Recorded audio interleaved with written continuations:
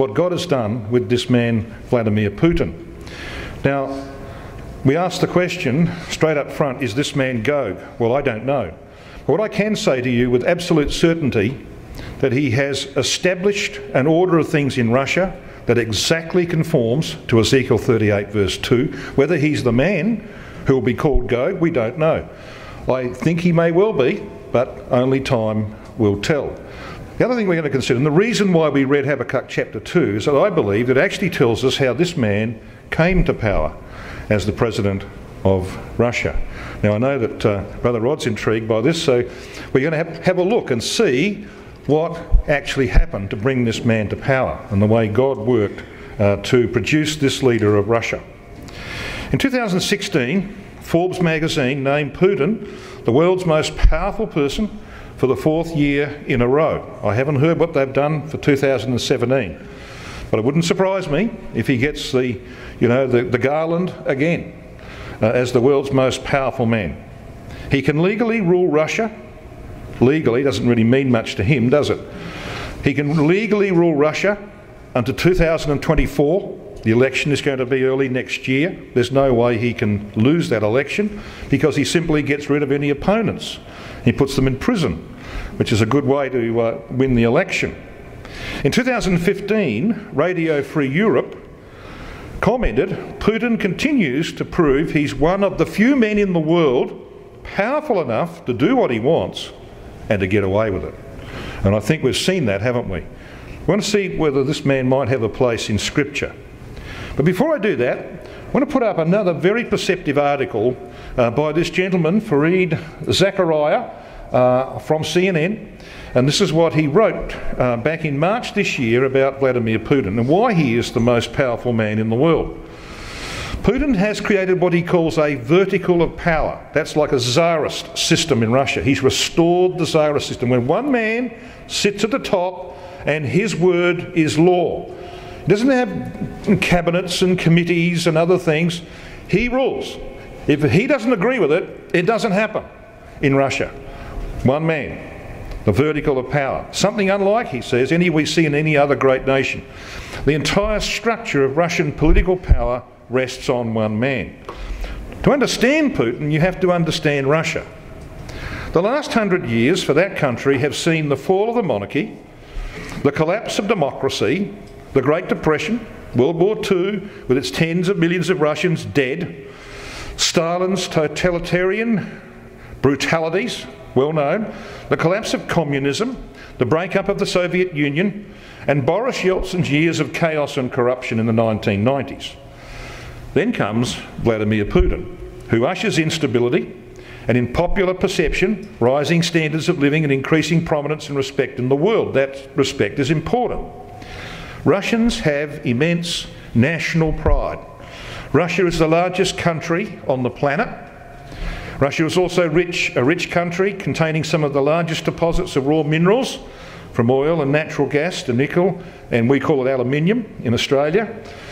Culturally, it is often thought of itself as the third Rome, preserving Christianity, even as Rome and Byzantium fell to the barbarians. But this, I think, is the most important of the slides. Putin understands Russia. He also understands the world. He's not foolish enough to make a frontal assault on America or Europe.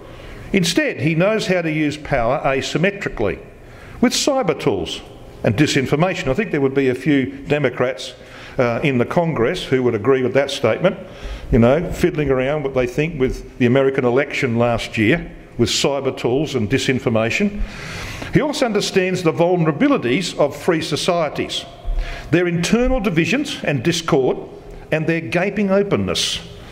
He understands the fragility of institutions like the European Union and ideas like integration and diversity. In other words, Vladimir Putin understands us very well. But all that begs an important question. Do we, and does Donald Trump, really understand him? And I think the answer to that is no, they don't. They don't understand this man. But God has put him there for a purpose, as we're going to see. Now, we're all familiar with Ezekiel 38 verse 2. We read it this afternoon. This is Rotherham's translation, very much like the Amplified Bible translation of this passage. Son of man, set thy face against Gog of the land of Magog. So he's out of the land of Magog. I want to say a bit about that in this session tonight. He's Prince of Rosh, the ancient name for Russia, Meshech, that identifies the Muscovites, Moscow, and Tubal, Tobolsky, the Siberian area of Russia. Amplified Bible, very similar. Son of man, set your face against Gog of the land of Magog, etc. So, who is this Gog? Well, Unger, of course, does a pretty good job. He wrote this a long time ago, about Ezekiel 38 and 39, which deal with Gog the prince and Magog his land. Describe the actual invasion of Palestine, Israel now, by a great northern confederacy ostensibly headed up by Russia. I mean, he got that right, didn't he? The scene depicts a gigantic outburst of anti-Semitism and a colossal attempt to overrun Palestine and annihilate the Jew. Now, if you go to the English and Hebrew Bible Students' Concordance, they will tell you that the title, and that's what it is, the title Gog actually means a roof, the one at the top.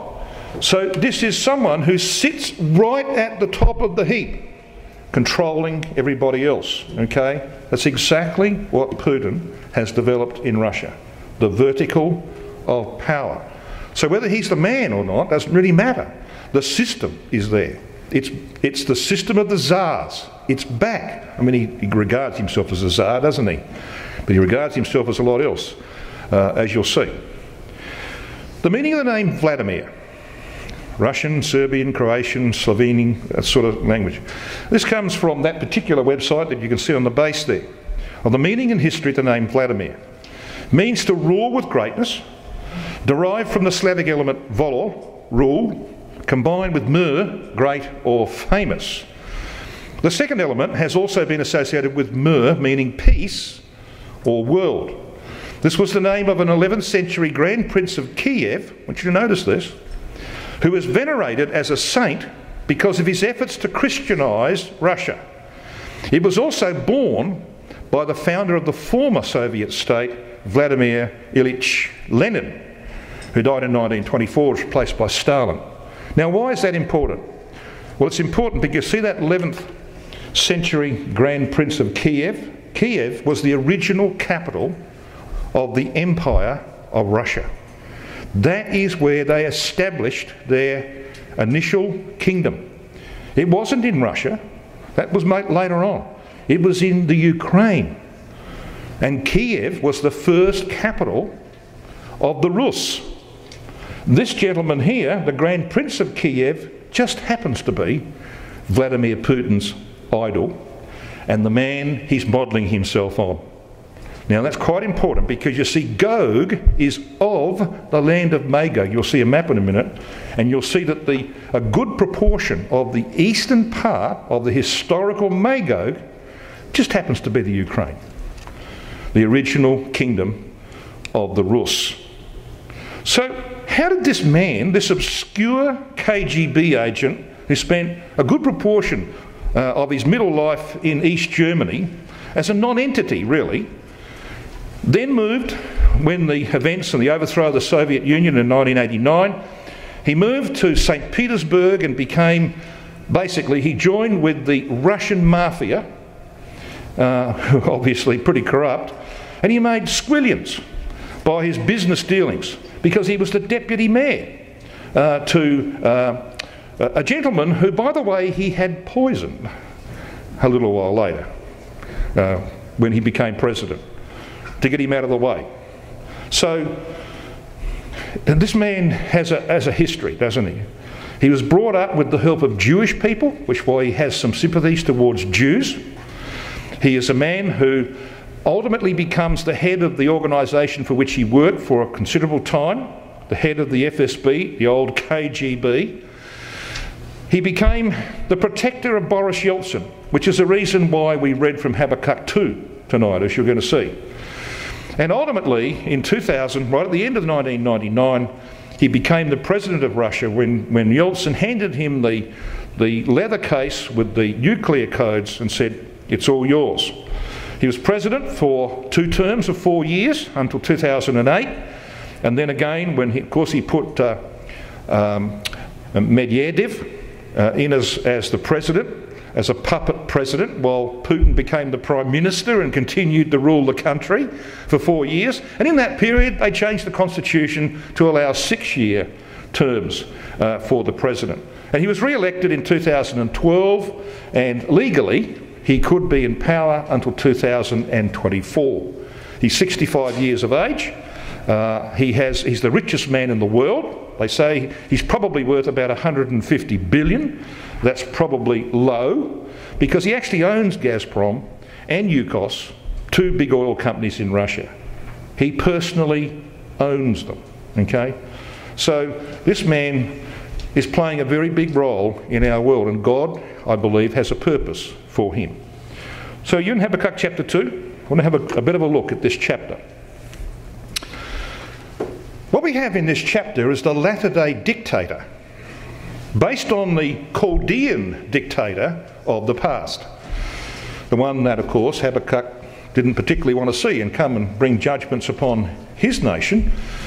He was a type. He was a type of the latter-day dictator. Now we know that. We know that from verse 14 and verse 20. There's no argument about this. See, verse 14 says, "For the earth shall be filled with the knowledge of the glory of Yahweh as the waters cover the sea." Well, when's that? Only when the kingdom's established.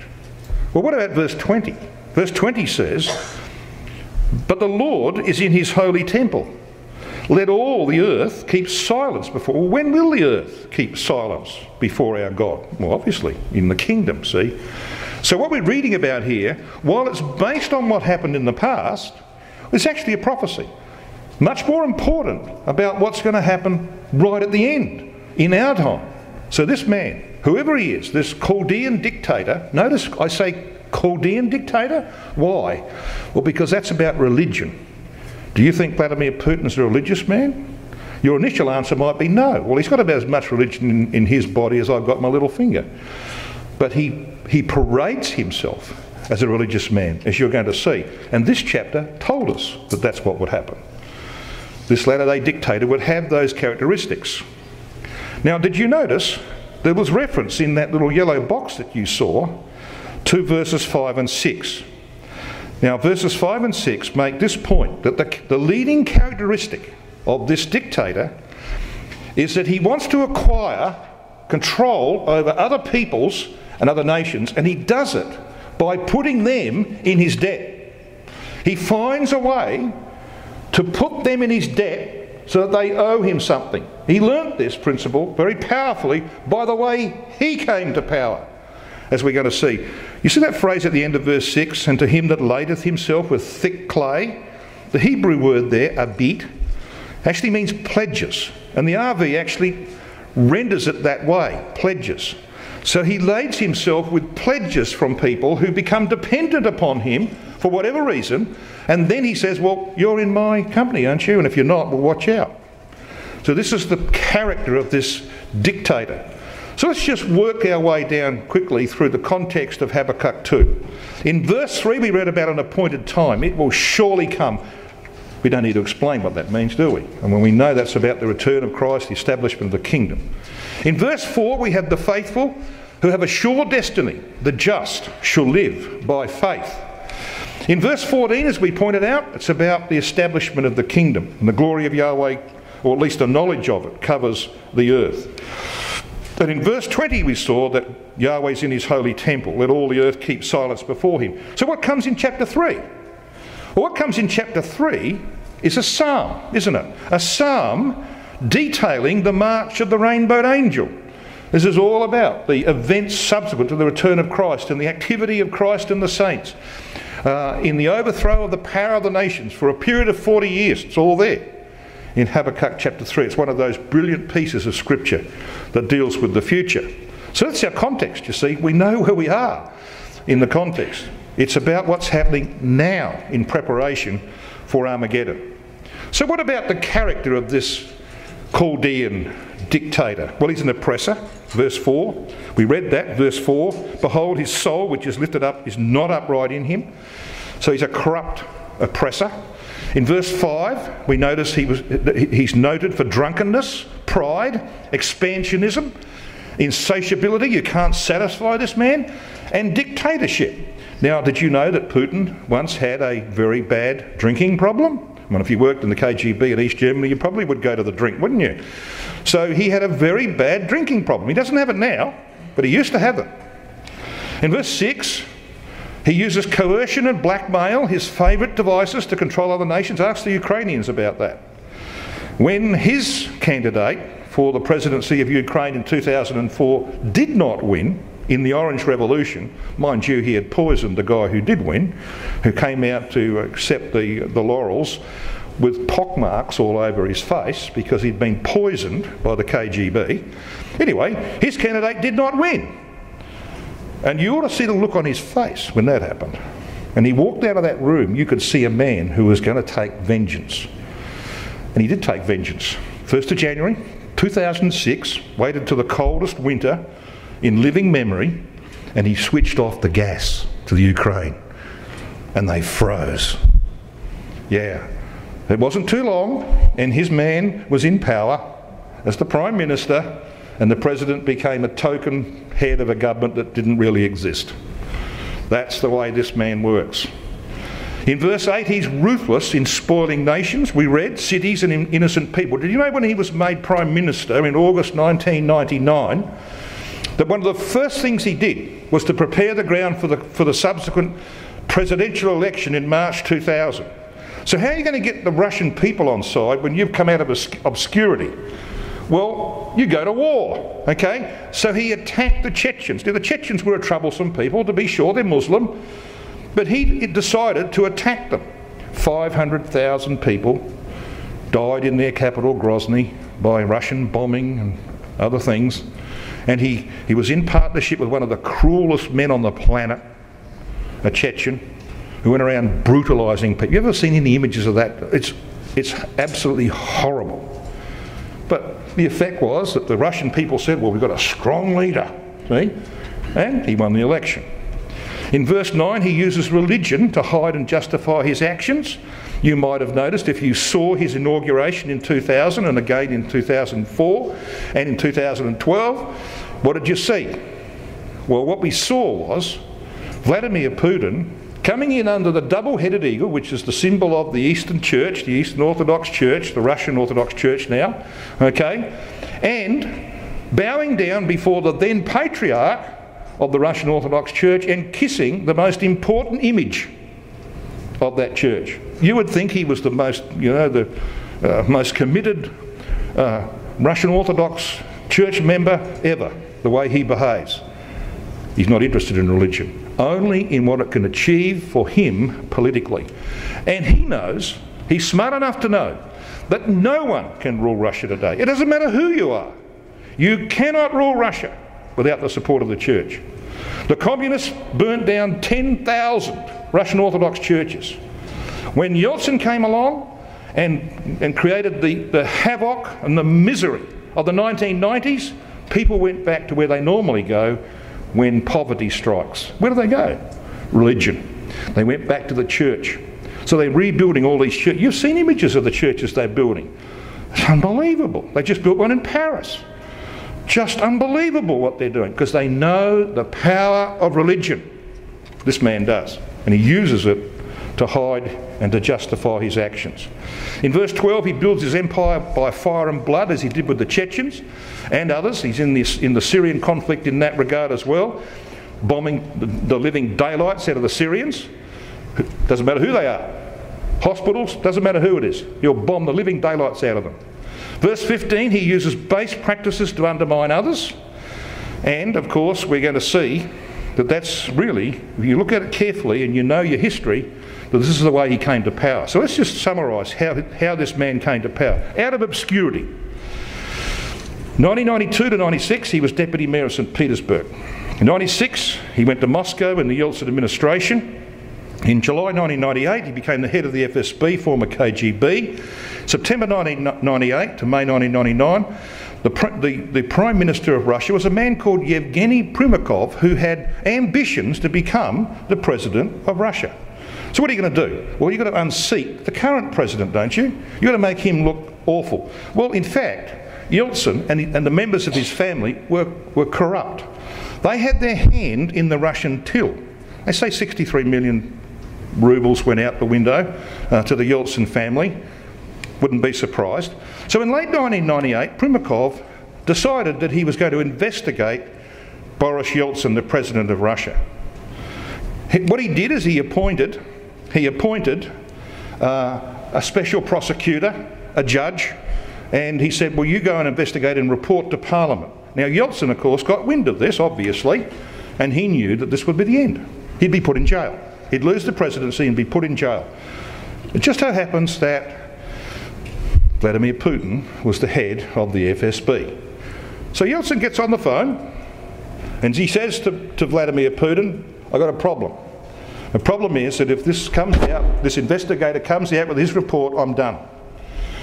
What can you do for me? Putin's alleged to have said, leave it to me, boss, I'll handle it. Okay. You know how he handled it? Verses 15 and 16 tell you how he handled it. Now, these are awful verses. I don't even like reading them because of the picture that they create. But this is how this man came to power. Because what he did is that they took a KGB safe house inside the walls of the Kremlin.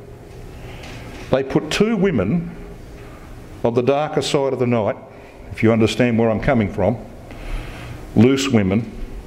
They filled the fridges with hard liquor, and they lured this gentleman, the prosecutor, who was going to investigate the Yeltsin case, into the house. All the rest, I mean, it's obvious, isn't it? It's obvious. The only problem for this prosecutor is that it was being shown live on Russian television at the time. Well, you reckon he's got a future? No.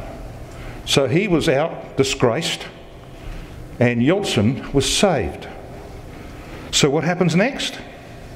August 1999, Yeltsin nominates Vladimir Putin to be the new Prime Minister and he kicks Primakov out.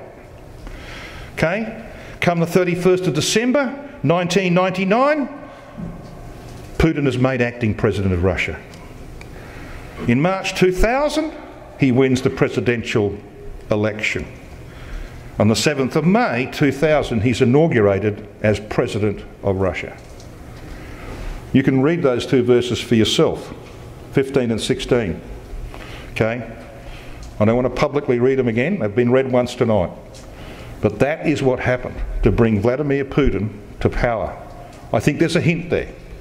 Okay, that we've got the dictator, the Chaldean dictator of the latter days.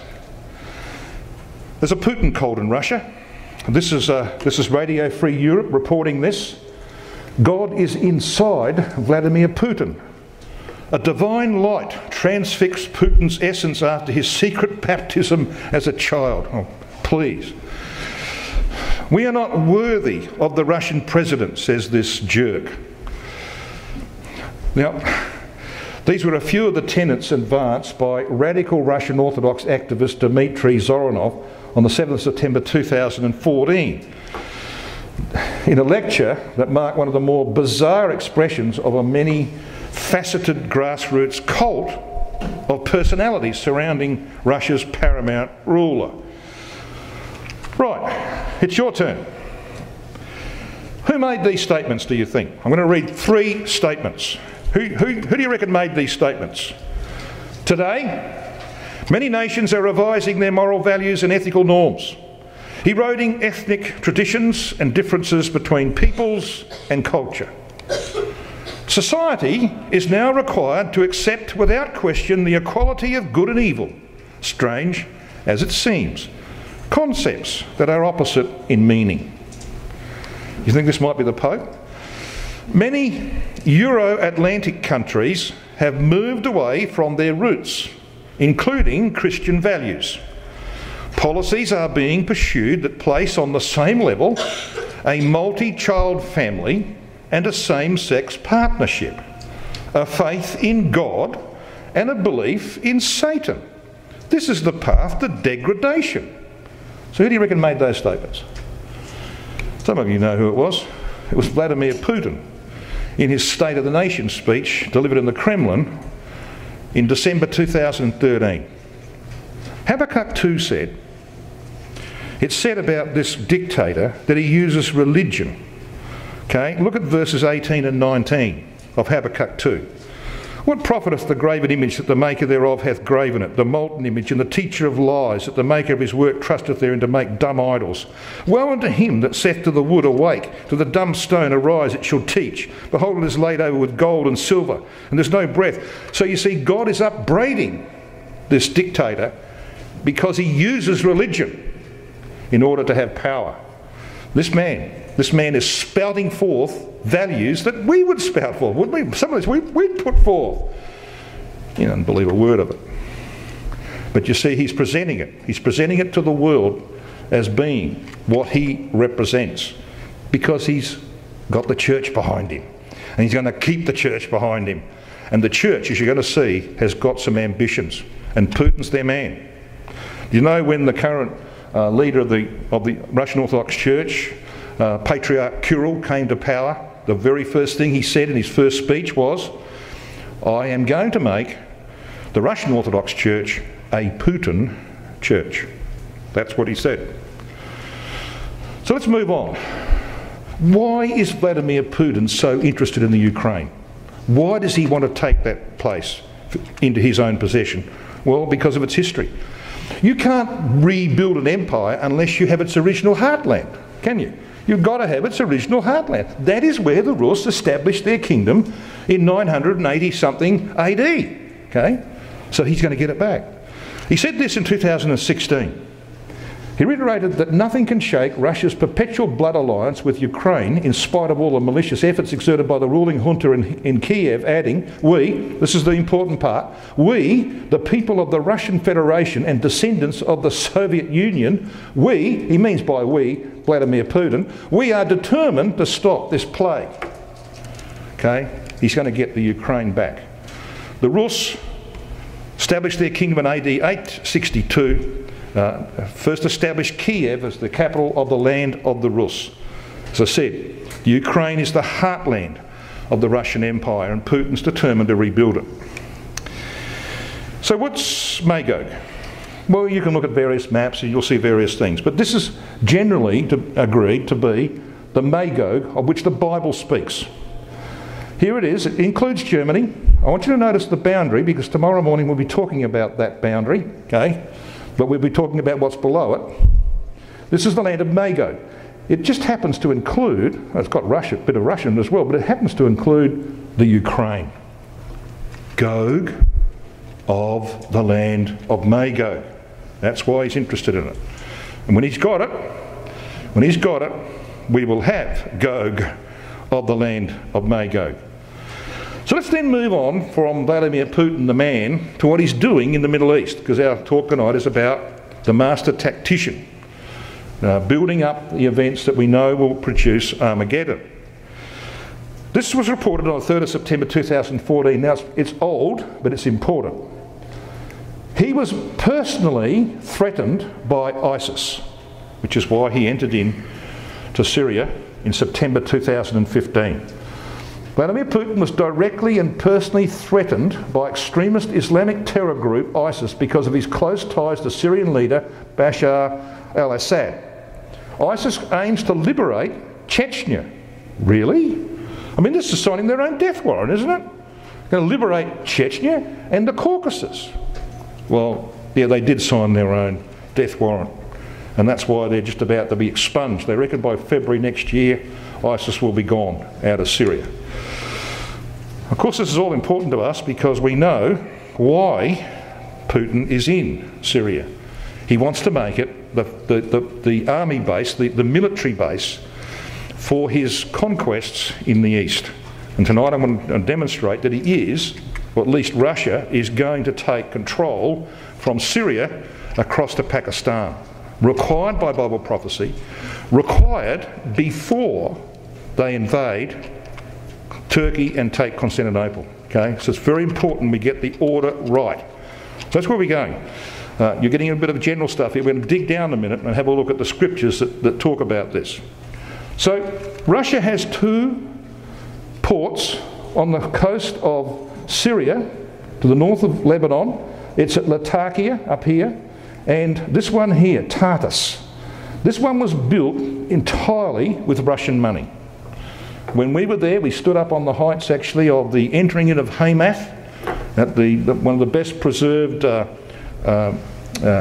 castles in the world, and we looked down upon the city of Tartus, and they were building that port then. It's just been recently completed.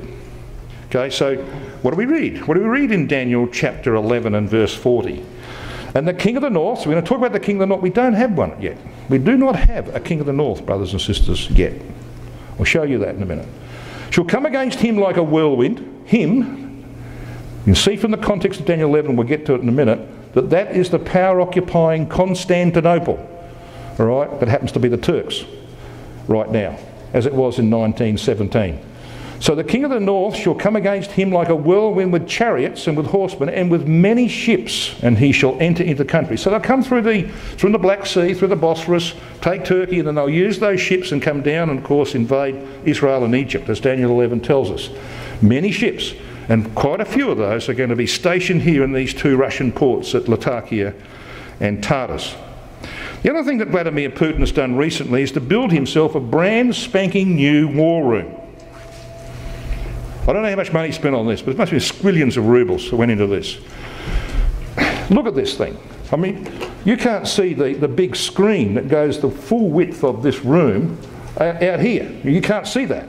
But the edge of it is there. And on that screen are all the reports coming from satellites and from planes flying over, from people on the ground, from spies, you name it.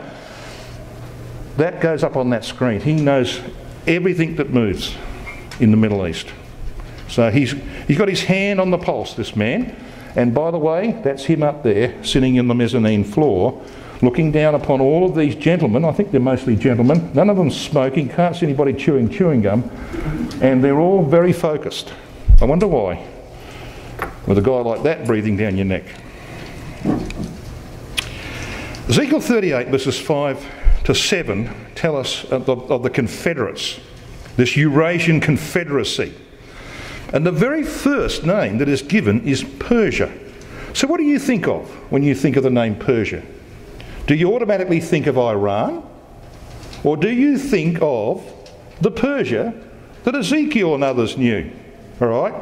Ezekiel didn't know it, but prophecy of Ezekiel knew it.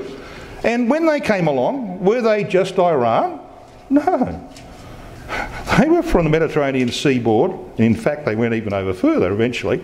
But the Mediterranean seaboard right across to the Indus River, to Pakistan of today. Okay? And so did, of course, the Greeks, as we shall see in a minute. Ethiopia there, by the way, is a reference to Sudan, the country south of Egypt. And Libya, of course, as we've got Libya today. So Egypt's not in that list, is it? Because what we have here is a situation where all from the Mediterranean right across to Pakistan is Gogian controlled.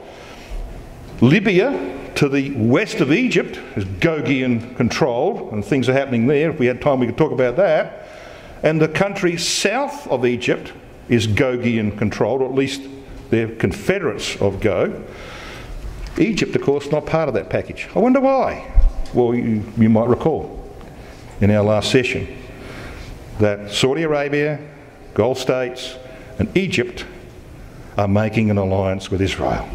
Okay? And while Putin's, of course, he's fiddling around with Egypt and offering certain things, that's how it will be when this prophecy comes to pass.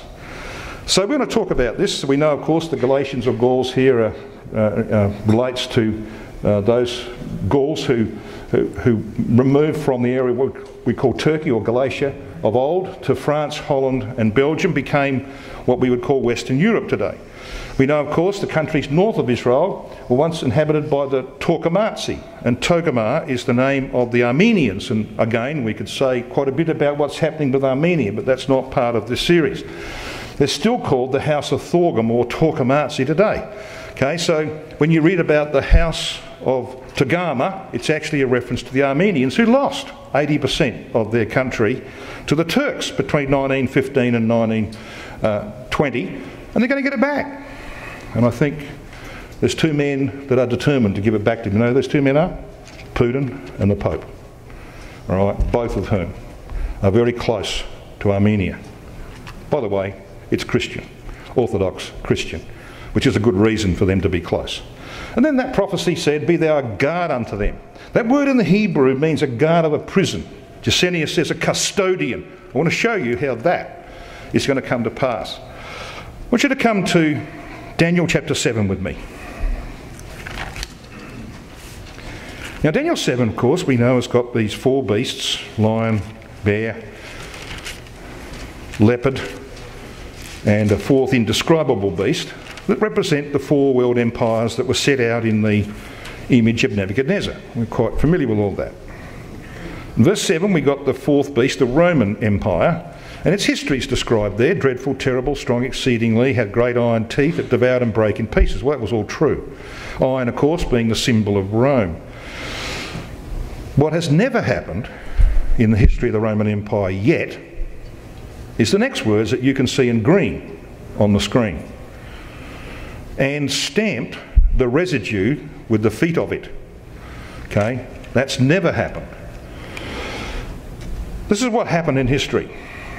What's this residue that's mentioned here in Daniel 7 verse 7? Well, here's the Babylonian Empire, Nimrod's kingdom, that of course blossomed in the times of Nebuchadnezzar and so on. It was relatively small. It incorporated Israel, of course. And then we followed by the Medo-Persians, 539 to 334, massively increased the size, including Egypt and, of course, what we would call Ethiopia or Sudan, this area of Sudan. So they went from Macedonia right over here to the Indus River. Okay, this is the Medo-Persian Empire. Then along came the Grecian Empire of Alexander the Great. He got right over here too. Okay? Very similar area actually to the Medo-Persian Empire. But what about the Romans? Well, here's the Roman Empire. Now there's the head of the Persian Gulf. That's as far as they got in the times of emperors before Hadrian. Trajan tried to hold on to this area, and it was very difficult because of the Parthians, right, who now live in what we would probably call part of Iraq, part of Iran, see? And they pushed the Romans back, and in 118 AD, Hadrian decided it simply was not worth pursuing these conquests in the east. So he pulled the border of the Roman Empire back to a line of forts that were built down through modern Syria and Jordan today. You can go there, you can actually go there and see them. Okay? That became the border of the Roman Empire for the rest of its history, which had still a way to go. 390 something before they lost control of this. So, long time to go. So the residue of the three empires that were not controlled by the Romans. You see what happened? If you read Daniel chapter 7, you know what it says? It says, along comes the bear and he consumes the lion's territory. And along comes the leopard and he consumes the bear's territory. Well, along comes the Romans and they consume a portion of it. But there's a residue. And this residue has never been taken by that fourth empire. Now, the other thing that we need to note in Daniel chapter 7, if you have a look at Daniel 7 and at verse 11, is that this fourth empire has to exist in the latter days because it's going to be destroyed by Christ. See what verse 11 says, Daniel 7? I beheld then because of the voice of the great words which the horn spake, that's the horn on this fourth empire, verses 7 and 8. I beheld till the beast, that's the fourth beast, was slain, and his body destroyed and given to the burning flame. So in other words, this empire will be utterly destroyed by Christ, who's the subject of the following verses, verse 13 onwards. See? So Christ and the saints are going to destroy this fourth empire. But it doesn't exist today. But it will. It's being rebuilt. It will.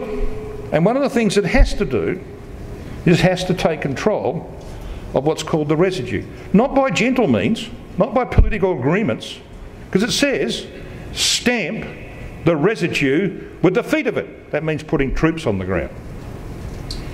Okay, got a picture? There's your residue. Well, that's why Russia is in Syria. That's why they're staying in Syria. That's why they're tampering in every single one of these countries to the east, Iraq, Iran, Afghanistan and Pakistan right now.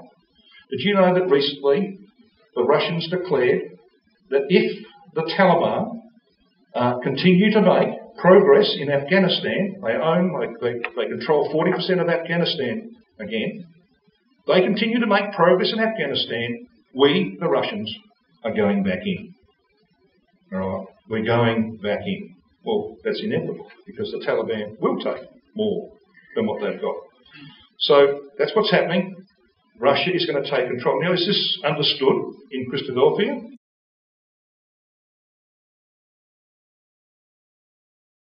Well, yes, as you're going to see in a minute, it is understood.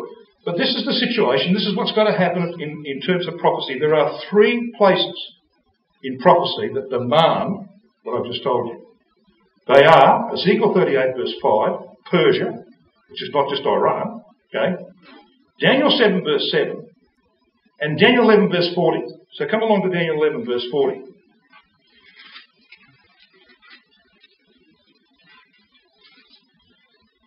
Now Daniel 11 is a long chapter.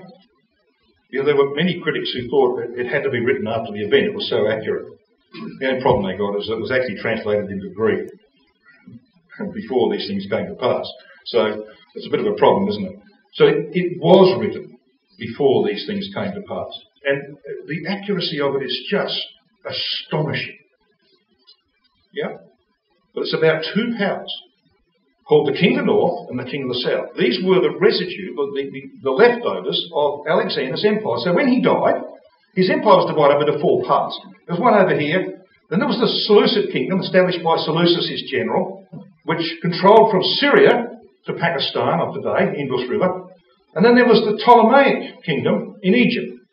That was called the King of the South. This one was called the King of the North. And to be called those things, you had to be a foreign, listen to what I'm saying carefully, a foreign occupying power of one or the other. If you were up here, a foreign occupying power, you could be called the King of the North. If you're down here in Egypt, you could be called the King of the South. Britain was there from 1880-something, 1882 to 1952.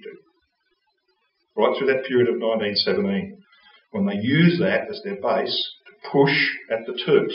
That's what Daniel 11 verse 40, part A, is about. See that? Verse 40? And at the time of the end, shall the King of the South push at him.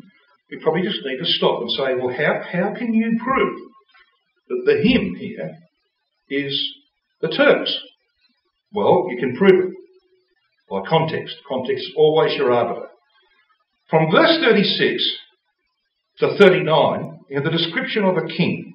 See verse 36? And the king shall do according to his will, and he shall exalt himself and magnify himself above every god, shall speak marvellous things against the God of gods, shall prosper till the indignation be accomplished, for that is determined, shall be done. It goes on to talk about Mahazim Bazaars in verse 38. This is what Brother Thomas describes. But in his estate shall he honour the God of forces. In the margin of my Bible, it's got Hebrew, Mahazim, it looks like Mahazim, doesn't it? Mahazim Bazaars are churches where they sell either, objects that they think have got some religious value, or they sell, as they did, forgiveness of sins and all that. That's the Catholic Church, see? So this is actually about the power of Catholicism, which could only have that power because the Eastern emperors of the Roman Empire, from the time of Constantine, who turned the Roman world into a Christian empire, right, from the time of Constantine, it was the Eastern emperors who gave the papacy their power for hundreds of years. Okay, that's what that prophecy is about. So where was the Roman government from 324 AD? Well, Constantinople, wasn't it? Constantinople. And as Brother Thomas rightly says in the exposition of Daniel, it doesn't matter who's installed in Constantinople. They can be any brand or breed. They can even be Muslim. The power occupying Constantinople, he says, is the little horn of the goat of chapter 8, the king referred to in chapter 11. Okay? So when you read the hymn in verse 40, The context is telling you who it is. The context is telling you it's the power occupying Constantinople, or Istanbul of today. Okay, so when you read that, time of the end, it's interesting, isn't it? God regards 1917 as the time of the end. Just shows you how different time is to God. Time of the end, shall the king of the south, Britain, occupying, a foreign occupying power in Egypt, pushes that, the occupier of Constantinople, and pushes him out of Palestine. Okay? But the second half of the verse hasn't been fulfilled. Second half of the verse says, and the king of the north shall come against him like a whirlwind, and plunges down through the Middle East, down the coastal strip of Israel, and into Egypt. Drawn back by tidings from the east and the north, the activity of Christ and the saints, and the nations coming in to Jerusalem, and is destroyed in the battle of Armageddon on the mountains of Israel. Okay? So that's the story. So what we can do in summary here is this. To be called the king of the north, you have to possess this territory from Syria to Pakistan. When you've got it and you become the king of the north, you can fulfill Daniel 11 verse 40 part B. You can take Constantinople. Then you truly become the little horn of the goat. And that's important too. Because the power that Christ is for, you step back in your Bibles a page or so to chapter 8 of Daniel. I'm going to read verses 24 and 25. Now we know from verse 23 this is about the Roman Empire. We know that this chapter is about the East. Okay, it's not about the West, it's about the East. This has got to do with what was happening in Constantinople. Verse 24 says, and his power shall be mighty, but not by his own power. He shall destroy wonderfully, and shall prosper, and practice, and shall destroy the mighty and the holy people. Well, the Roman Empire did that, didn't they? They destroyed the holy people. But then we got taking it right down to the latter days, because verse 25 says, and through his policy also he shall cause craft. Brother Thomas says that really means priestcraft, like religion, what we've been talking about. He shall cause priestcraft to prosper in his hand, and he shall magnify himself in his heart, and by peace he shall destroy many. I want to show you that's actually happening right now. And he shall also stand up against the prince of princes, namely Christ, but he shall be broken without hand. So what we're seeing is some remarkable things happening in relation to those prophecies. So of course, once he's got Constantinople, he can come down the coastal strip, and then he's destroyed by the intervention of Christ and the saints. So is this understood in our community? Well, of course it was.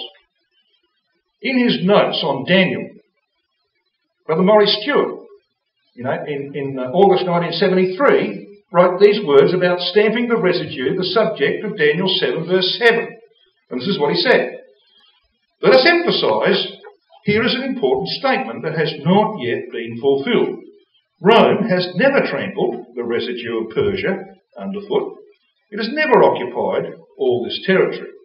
A power must yet arise which will occupy the territories of Babylon, Persia, Greece and Rome, to be afterwards subjected to a higher power, namely Jesus Christ.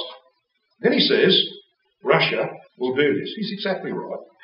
Thus, like the image of Daniel chapter 2, whose metals will have to be confederated together before they can be broken to pieces together, okay? Destroy something that's not there. So also this terrible fourth beast vision has a latter day application. Okay? So this is the story of Daniel 11, verses 40 to 45. Russia invades Turkey, drives down into Egypt, down the coastal strip of Israel. They don't take the mountains of Israel at that point, that comes later.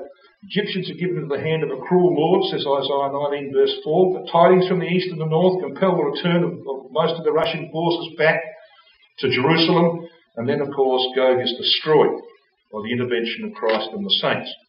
So we're familiar with all that. That's how Daniel 11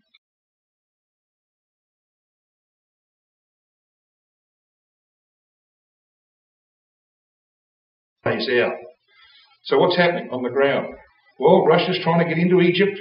Egypt's cuddling up to Saudi Arabia and Israel, so there's a lot of things happening there. They, of course, want air bases. In fact, the US claims that Russia dropped troops on the western Egyptian border to support their ally in Libya back in March this year. Okay? Because there's a Libyan strongman who's been to Moscow once or twice, okay? And he wants Russian help, which, yeah, we know that's going to lead to Russian control of Libya in due course. Russia moves south in Syria. Yes, they're down south. In fact, they've gone right down to the Iraqi border. And they're next door to the US garrison, said this report in June this year. Yep. So why are they doing this? Why are they spreading out through Syria? And why are they putting troops 5 kilometres from Israel's border in the town of Kemetra? Why do they do that? Right? And, moreover, why are they not using normal troops? Well, the latest news from Deputy Followers, Viet Jin Fall. So, in and around Kemetra, there was a pock of resistance to the Syrian government, and that's now been overthrown. It falls to the Syrian, Hezbollah, Iranian-led force. They're now 5 kilometres from the border with Israel. You imagine what that does to the hairs on the back of the neck of Benjamin Netanyahu and his cabinet. But why would they use mercenaries? This report in August this year said that they just flew 2,000 mercenary troops into Syria. And why would they put them up on the border with Israel? Well, you know, we read in Zechariah 14 verse 2, didn't we, of the savagery of the troops that come into Israel eventually. They're like the Assyrians of old, and smashed babies' heads against walls and ripped up women with child and did all of those incredibly horrible things. Mercenaries don't care. These people, many of them, it says here, there's 2,000 of them, all retirees from the elite units of the Russian ground forces, Air Force or Navy, and most of them are Chechens. All right, they're Muslims. They hate the Jews. So this is why Putin is acting this way. He's also signed the deal cementing Russian long-term military presence in Syria. Right, he's locking them in, initially for 49 years to keep Latakia, with 25-year renewals. You're not going anywhere. The Russian Defence Ministry said in October that he was working to make its Syrian naval station at the port of Tartus, which they built with their own money, a permanent base. Russia, this is December 26, it's pretty recent. Russia is establishing permanent presence at bases in Syria, was this article. Russia has started establishing a permanent presence at its 2 military bases in Syria.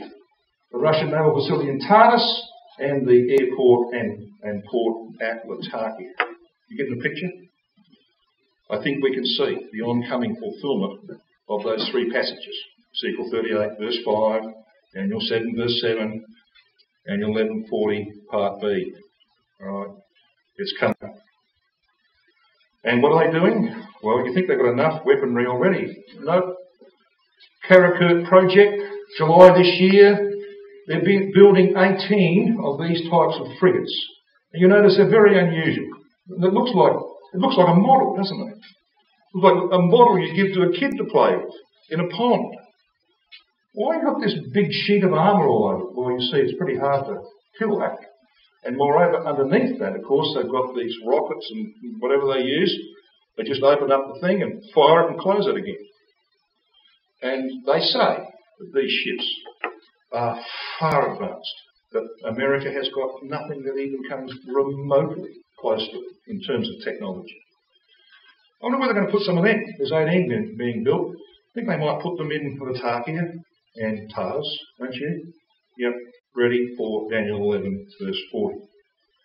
Wake up the mighty men. That's my title, by the way. But this was a Depka file which pointed out that back in July, 3 world leaders, Trump, Putin, the leader of China, stepped off the diplomatic path over their differences on world issues and switched to displays of military might. They described those displays and comment, the gloves have clearly come off for ramping up of the friction among the 3 powers in the various world flashpoint arenas, whether in Europe, the Far East or other places. Putin calls Trump's new security strategy aggressive. Really? This is December the 22nd this year. Saying Moscow would take that into account in its own actions. Yeah. Wake up the mob. Now, I'm going to conclude with Putin's relationship with Turkey and 1 or 2 other powers. We could say a lot about Putin's relationship with Israel, by the way. if there's not already a watertight agreement between Russia and Israel, it will come. That's required by prophecy in history. It was Ahaz, you remember, offered a sign from God, refusing it, that went to the Assyrians against his enemies, who were directly north and northeast. Where's Israel's problems today? Directly north and northeast. Hezbollah in Syria, in Lebanon, and Syria, the only nation left on its borders, wants to destroy it. Okay? Where do you think Netanyahu and company are going to go to get help? To Yahweh? No. I'll go to the latter day Assyria, like Ahaz did. And then, just as we know, the invasion of the Assyrians in the time of Hezekiah was a type of Armageddon. Right, so the pattern was set out for us. I want to show you what happens. The way that Putin deals with nations that he has a few problems with. This was the headline, 10th of March 2017. If Erdogan starts confronting Moscow, it will bury Turkey. What happens in 8 months? Article, 19th of November 2017. Russia, Iran, Turkey meeting is a message to the US. Russia, Iran and Turkey all differ on the Syrian conflict, but over the last year it appears their relationship has trended towards a more harmonious one. And then, of course, we get a declaration by Putin, if you're going to see in a minute. But our relationship, he says, with Turkey is completely healed. Well, what about this? Because when they shot down, when the Turks shot down the Russian general on the 24th of November 2015, Putin said, Turkey will pay twice for this. He made them pay once.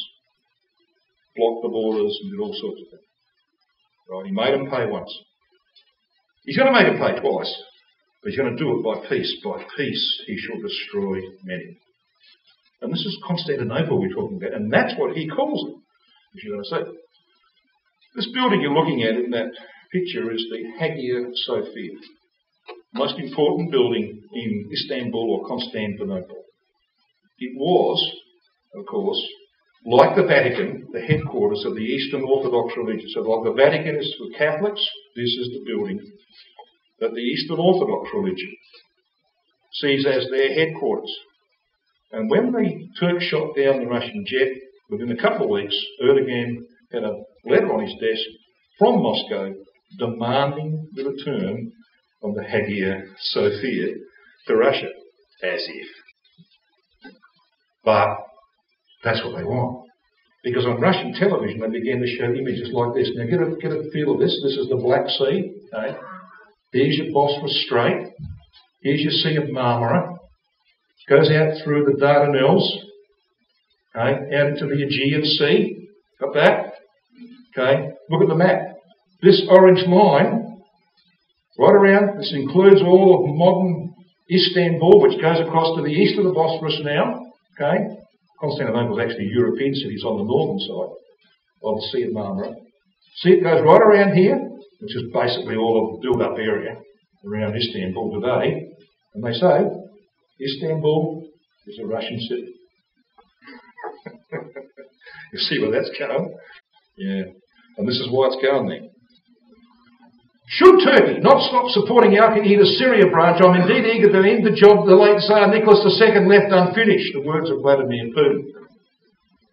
During World War I, he, the Tsar, sought to restore Constantinople. He doesn't call it Istanbul, he calls it Constantinople. To Christendom and protect Russian maritime security by liberating the Dardanelles and the Bosphorus Straits, but fate prevented him. Yeah, that fate was the Bolsheviks shot him in 1917, and the Tsarist regime came to an end. Putin wants Constantinople. And he has to get it because we have to have an eastern leg of the image of Nebuchadnezzar. Okay? That's working in harmony with the western leg in Rome. It's coming. And by peace, he will destroy them. Putin, this is the headline, Putin tells Erdogan ties with Turkey fully restored. I'll pull the other leg. Okay. I want to note, he says at the beginning of our meeting, that our relations can be considered practically completely restored. If Erdogan is fooled by that, he's an idiot. Because he's going to be destroyed by peace. It's like Daniel 8:25 said. I'm getting towards the end. I'm going to shock you. Okay? The world is in an uproar, at least a portion of the world is in an uproar, because Donald Trump has the audacity to declare that Jerusalem is the capital of Israel. Well, guess what? He got beaten to the gun. 31st of May 1999, of course, was when the Americans said that the embassy would be shifted to Jerusalem. That's a long time ago. They made that decision in 1995, and they're still dallying. On 6th of April this year, Russia issued a quite astonishing statement, said this article, from this gentleman here. While reaffirming its support for the two-state solution, and that East Jerusalem should be the capital of a future Palestinian state, Moscow declared, at the same time, we must state that in this context, we view West Jerusalem as the capital of Israel. It won't surprise me at all if Vladimir Putin shifts the Russian embassy to Jerusalem before Donald Trump. He runs rings.